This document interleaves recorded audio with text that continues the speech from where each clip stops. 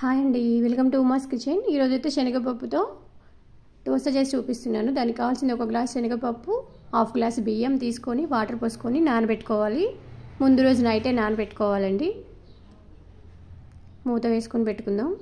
చూసారు కదా, పప్పు నానిపోయింది. దానికి కావాల్సినవి ఒకసారి చూద్దాము. కొత్తిమీర, ఉల్లిగడ్డలు, పచ్చిమిర్చి, కరివేపాకు. ఇప్పుడు మిక్సీ జార్లో వేసుకొని మిక్సీ పట్టుకుందామండి. కొంచెం వాటర్ పోసుకుందాం. చూసారు కదా, మిక్సీ అయితే పట్టాను. బౌల్లోకి తీసుకుందాం.